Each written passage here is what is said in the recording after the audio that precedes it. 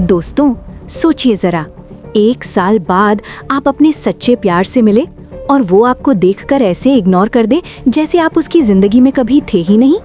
आज के एपिसोड में कुछ ऐसा ही होने वाला है जो आपको अंदर तक हिला देगा। कहानी की शुरुआत होती है ईशा से, जिसे अब पता चल चुका है कि उसका सूरज अब एक बड़ा आईएएस ऑफिसर बन चुका है। ईशा को अपनी मन्नत पर नाज होता है, लेकिन सामने खड़ा आकाश कुछ और ही खेल खेल रहा होता है।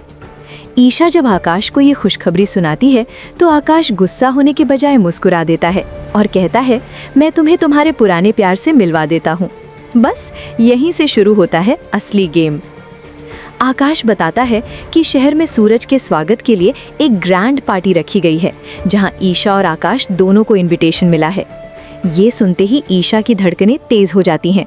1 साल बाद सूरज का सामना क्या वो कर पाएगी? उधर दूसरी तरफ सूरज के घर में भी हलचल मची होती है।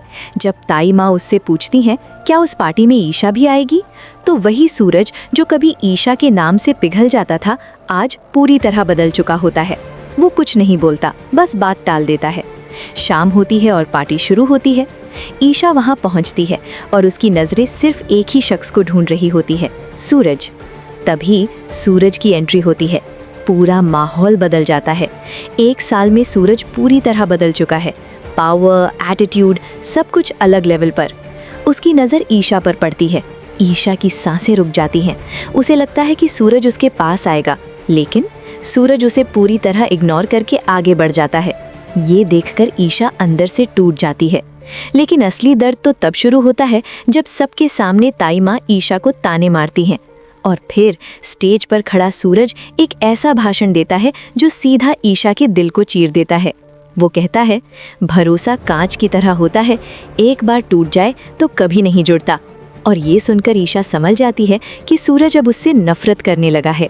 लेकिन दोस्तों, अब आता है कहानी का सबसे बड़ा ट्विस्ट। ईशा अपनी गोद ली हुई बेटी तिशु के साथ पार्टी में आई होती है और खेलते खेलते तिशु सीधे सूरज के सामने गिर जाती है।